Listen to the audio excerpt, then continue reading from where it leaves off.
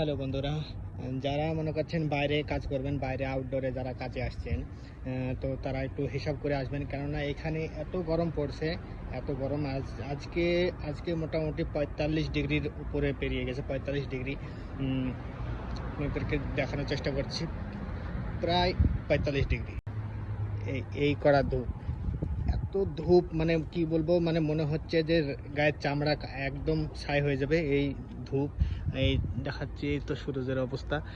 তো যারা বাইরে কাজ করেন তারা দেখে শুনে কাজ করবেন, আর যারা বাইরে আউটডোরে কাজের জন্য আসছেন তো অবশ্যই অবশ্যই তারা কি কোন জায়গায় কীরকম কী ফ্যাসিলিটি সেই সব অনুযায়ী আপনারা কাজে আসবেন। কেননা এখানে এসে আপনাদের অনেক রোদের সাথে মানে লড়তে হবে। কাজ তো অবশ্যই করতে হবে, কেউ কাজ না করলে কেউ টাকা দেবে না। এবং প্লাস এখানে এত গরম, এত রোদ, তার মধ্যে আপনাদের কাজ করতে হবে। তো আপনারা ধ্যান দেবেন, সব থেকে বেশি ভালো হয় ইনডোরে কাজে আসা।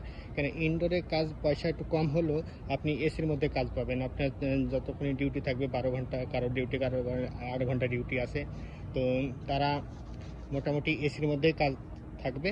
আর এসির মধ্যে কাজ থাকলে আপনি তো অনেক অনেক আরাম পাবেন। তো বিশেষ করে খেয়াল করবেন, ইনডোরে কাজে আসবেন। ইনডোরে কাজে আসলে আপনি অনেক আরাম পাবেন আর আউটডোরে কাজের থেকে। আউটডোরে অবশ্যই একটু স্যালারি বেশি হয়, কিংবা কমও আছে, কিন্তু বেশিরভাগ আউটডোরে স্যালারি বেশি হয়।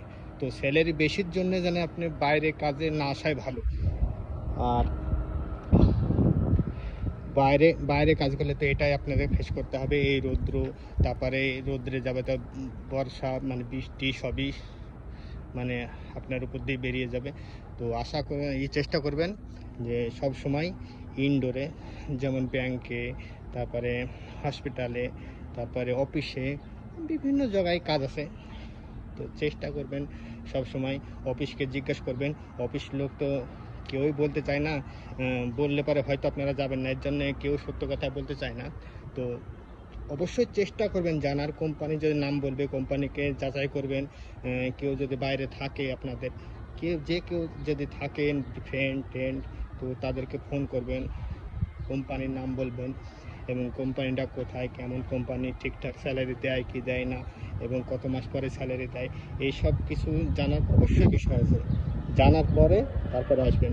হটপট করে ভিসা পেলে চলে আসবেন না, অবশ্যই ইনকোয়ারি করবেন। ইনকোয়ারি করার পরে আপনি অবশ্যই আসবেন। ওকে, থ্যাংক ইউ ভেরি মাচ।